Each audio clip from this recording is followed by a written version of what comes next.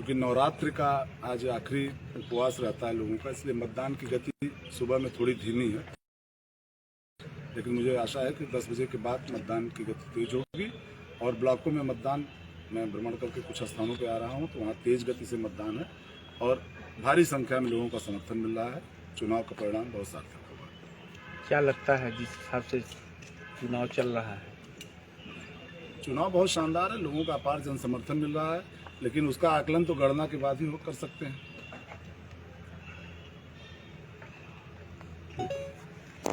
का मतदान तो क्या है? एमएलसी का मतदान आज हम करने आए हैं, लेकिन मुझे पूरा विश्वास और यकीन है कि समाजवादी पार्टी यहाँ से जो प्रत्याशी हैं डॉक्टर मनोज है वो चुनाव यहाँ से जीते। ये बताइए, 4000 से ऊपर वोट हैं, कितने वोट आपको मिलने की? 4031 वोट हैं, लेकिन मुझे ये विश्वास है जिस हिसाब से हम लोग ने अपनी तैयारी और लोगों से मिला हूँ, जो वोटर है मूल वोटर है, जिस हिसाब से हम लोग मिले, मुझे विश्वास है कि 25 से 2600 वोट हम लोग पाएंगे। ये बताइए कि जिला पंचायत अध्यक्ष में भी इसी तरह का कॉन्फिडेंस सपा के लोग बोल रहे थे, कॉन्फिडेंस है कि हम जीत रहे हैं, 42-44 सदस्य हैं, और इस बार भी बोल रहे हैं, जबकि इस बार चुनाव में 5 विधायक सपा के चुने गए। जी।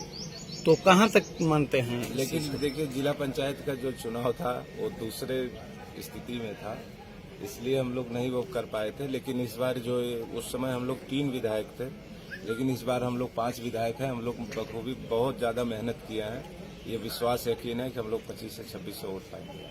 नहीं, प्रत्याशी कहीं ऐसा कहा जा रहा है कि मतदाताओं तक, अपने मतदाताओं तक भी नहीं पहुंचे। नहीं, ऐसा कुछ नहीं है। अगर प्रत्याशी नहीं पहुंचा तो हम लोग विधायक हैं ना, तो हम लोग पहुंचे मतदाताओं के पास, उनसे जाके मिले और उनसे अपनी बात रखे हैं। और कुछ ऐसी बातें थी कि जो पिछले एमएलसी के चुनाव में कुछ हवा ज्यादा चला था, लेकिन इस बार हमारा प्रत्याशी एकदम गोपनीय तरह से चुनाव लड़ा है, कोई जान नहीं सक रहा है। इसलिए जो विरोधी हैं उनको ये लग रहा है कि हम लोग चुनाव जीत जाएंगे, लेकिन अंदर अंदर पोल है, ये आप विश्वास रखें। सपा 2 खाने में दिख रही है और प्रत्याशी दिखा नहीं प्रचार में। नहीं, कहीं वाकओवर की स्थिति तो नहीं? नहीं, ऐसा सपा 2 खाने में नहीं दिख रही है। सपा एक साथ है, सभी नेता जितने भी पूर्व विधायक या वर्तमान विधायक हैं, सब लोग एक साथ मिलकर मेहनत किए। हम लोग, आप देखे भी होंगे, पूरा संगठन, समाजवादी जिला संगठन पूरा मेहनत से काम किया है। आप एक चीज देखे भी होंगे कि हमारे जिला अध्यक्ष और प्रमुख महासचिव प्रदेश के जो, वो लोग एक साथ हर जगह, हर ब्लॉकों में उन्होंने मीटिंग 2-2, 3-3 ठो किया है।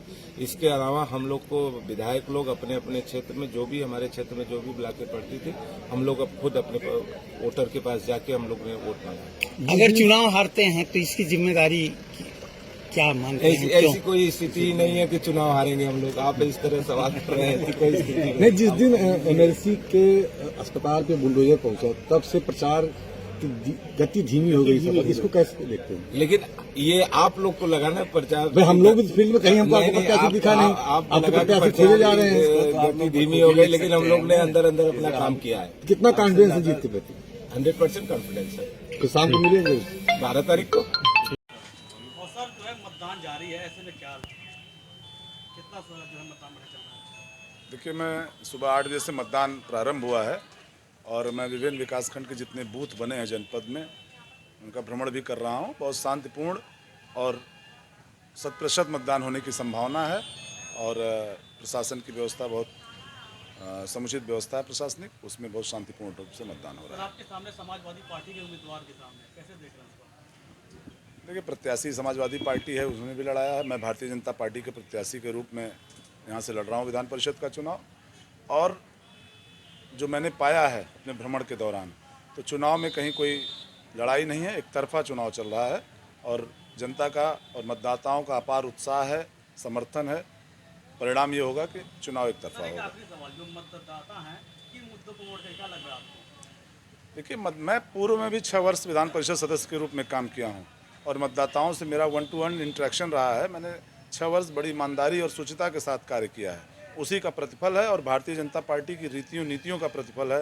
योगी आदित्यनाथ जी की सरकार जो बनी है, वो अपने कार्य के बदौलत दोबारा प्रचंड बहुमत से आई है। अगर आपकी जीत तय होती है तो शाहगंज के लिए, स्थानीय शाहगंज के लिए क्या विकास कार्य करेंगे? कुछ है? देखिए, शाहगंज के लिए निश्चित रूप से फ्रेमवर्क तैयार किया जाएगा और जो नगर पालिका परिषद है, विशेषकर बाहर ग्रामीण क्षेत्रों में तो जिला पंचायतों से और क्षेत्र पंचायतों से भी कार्य होता है, लेकिन यहाँ पर बहुत सारी हमने चेयरमैन से भी मेरी वार्ता हुई है इस संदर्भ में। बहुत सारे उनके विषय हैं जो फंड की भी थोड़ा सा वहाँ पर कमी है। पीछे कोविड काल चलता रहा, उस वजह से भी बहुत सारे कार्य रुके हैं। उनको प्राथमिकता पर लेकर जो भी मूलभूत आवश्यकताएं हैं नगर पालिका परिषद के अंदर उसको क्या